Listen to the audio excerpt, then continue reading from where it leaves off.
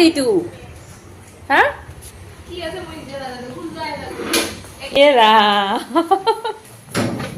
birthday present মাই god কি দিছে ও মা বাপৰে বাপ ৰাখো দিয়া গাইস মোৰ গিফ্ট এইবোৰ জানো সময় সদায় একে নাযায় বা সময়ক আমি ধৰি ৰাখিবও নোৱাৰোঁ কিন্তু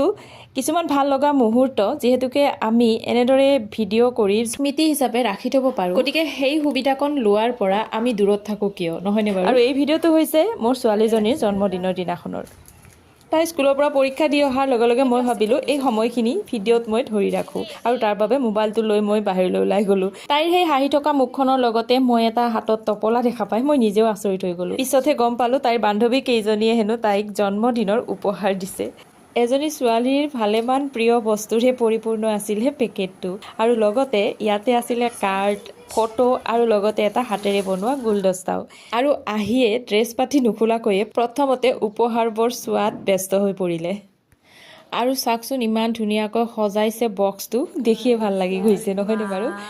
আৰু এইবাৰ চাওকচোন এই পুতলাটো কি ধুনীয়া লাগিছে দেখিবলৈ লাইটটো জ্বলাই দিয়াৰ পিছত আৰু বেছি ভাল লগা হৈছে যি নহওক আজিৰ ভিডিঅ'টো ইমানেই ভিডিঅ'টো চাই কেনে পালে জনাব লগতে উপহাৰবোৰ কেনে দেখিলে সেয়াও জনাব আজিলৈ আহিলোঁ বাই বাই